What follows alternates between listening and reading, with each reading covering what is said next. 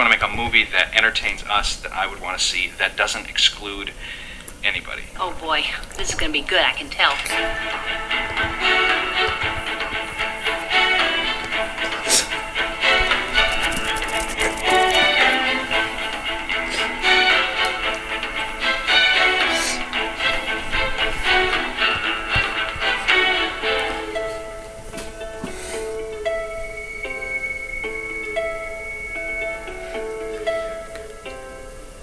File.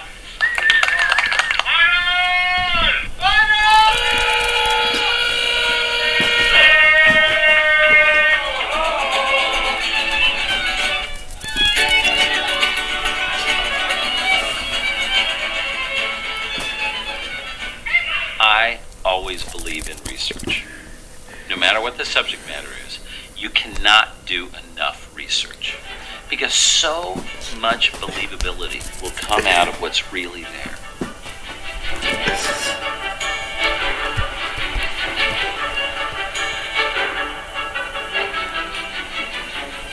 I went on numerous field trips and research trips. Going to the museums to actually take fish out of the bottles and have a look at them close up. I went to every single person early on in the film and said, you have to get certified scuba diving, you have to go underwater.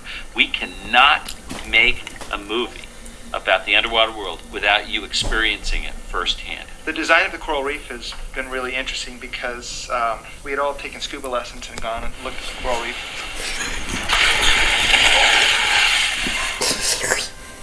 It was spectacular. Just experiencing the reality of a world like that has an enormous psychological impact and an impact inevitably on the work you begin to create.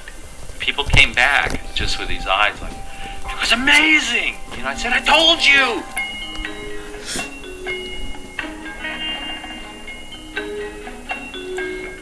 Well, one of the first things I did was I got together with the R&D group and we looked at images of things underwater and we thought, what is it that makes you believe that it's underwater? We put together our simplest version of an underwater set, almost like My First Ocean, and tried to make that look like it was underwater. Our first test appeared to be either a chlorinated swimming pool or a very foggy day on a heath somewhere in Scotland. We didn't get ocean water. Each of these individual aspects of being underwater looked great, but we couldn't get them all to work in concert together. And I just picked a couple shots of things above water and things below water from real footage, and I said, okay, using exactly the tools that we have created and nothing else, I want you to see how close you can mimic these actual shots. And they came back a couple weeks later, and they put the two images up, the actual live action footage and then our footage, and I couldn't tell which one was which. We were shocked. I mean, we were elated because it's like, oh my gosh, we did it. I mean, it looks like water. Then we had to sort of pull back and go, wait a minute, it looks too real. We want you to believe that it exists, but we want you to also kind of feel that you're in a make-believe world.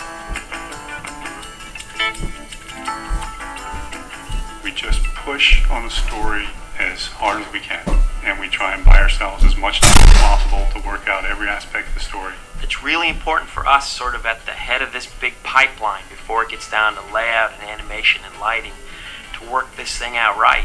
And that includes pacing of a film, that includes the emotion, making sure that people are feeling things as the movie progresses. And on Nemo, Andrew thought he had the magic bullet because he wrote the screenplay himself and had a complete screenplay going into this, which we don't always do. We thought that this whole process was going to be much smoother sailing. But the reality is once you put these movies up in storyboard form, a lot of things come to light that aren't clear when you're just reading words on a printed page. The thing that finally makes it on the screen is all about rewrite. Is that funny enough? Make it funnier. Okay. And a good portion of the rewrite process is not done by the screenwriter at a word processor or a typewriter. It's the storyteller. It's the guys that sit in a room with you for close to 2 years, batting out ideas, countering your ideas, drawing up story panels, putting them up on a wall, pitching things, putting things on a reel down in editorial. It's a very malleable, messy, glorious process. Sometimes it's about doing things over and over and over and over again. And even though I've done this a lot of times, it never fails to bring me to that point wherein Oh boy, I don't want to do that sequence one more time. When it works, it's amazing. The power of what you can do with a group of great minds. But it can also be very, very frustrating because there's not a singular mind at times. Can you help me? No. You get yourself in there, you can get yourself out. When it really got dark and we didn't know what to do, Andrew Stand and I would jump in a car and we'd drive to LA. You know, instead of flying down to go down and record Ellen DeGeneres or Albert Brooks, we drive 6 hours. But what that would force us to do is to just talk it out with no other distractions. And we worked a lot of good stuff out that way. And when I watch the film now, I can remember where we were on I-5 when this idea was brought forward. In fact, the Nemo initiation sequence was written on one of these trips. Shark bait! Shark bait! Ooh-ha-ha! Welcome, brother Shark bait! Shark bait! Ooh-ha-ha!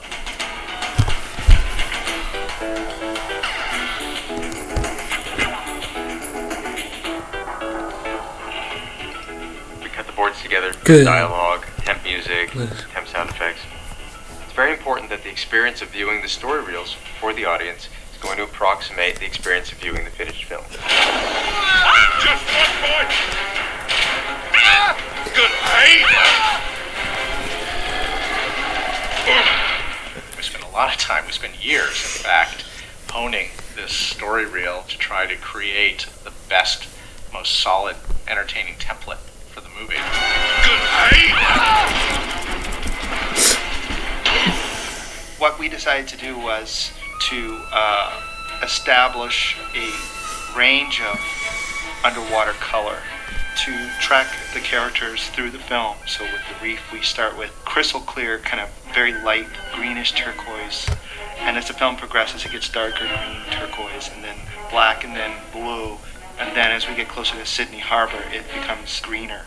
The pastels are used to kind of outline the color and the mood and the lighting for the entire film. Here's this morning at Pelican. I start off again with a big broad stroke color palette. We try and figure out time of day and mood for the film. And then as we move forward and things are getting finalized in story, I go back in and, just visit key shots in a scene to kind of provide a direction for lighting.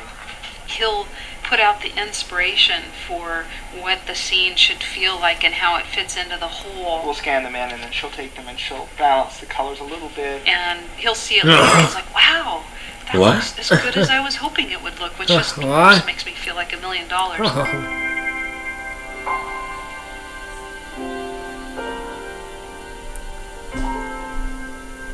Wow. It was by trying to make a shot appear to be like you see when you scuba dive and you're underwater that we came up with a whole bunch of elements that were critical to making the shot feel like it was underwater, which include how it surges and swells back and forth, the particulate matter in the water itself, murk being the fall off of color, that water filters differently than air, the caustic lights, which is the light play from the surface that you see in the bottom of the swimming pool, the beams those things go through, because water is so much denser than air, you can see the light shafts themselves. Okay, now how is it different being in a reef than being in deep ocean water than being murky in a harbor? Oh, okay. So now you have to find different settings for all those various things again and set the levels again. So you get, harbor water and sewage water and clear open blue ocean water, murky ocean water, bright sunny reef water that's shallow, at night and at day, and at dawn and dusk. If you look at fish, it's amazing how little we did have to caricature them, because they're so wild in their shapes and forms. They took a lot of scientific input, but there are some things you just have to do in order to act that fish don't do. Real fish have the eyes on the side of the head.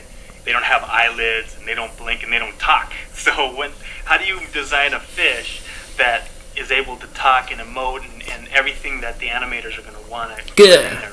We looked at how dogs emote. The subtle movements of their eyebrows is enough to emote like sadness or happiness. Neutral. Excited. Angry. Stern. Sad.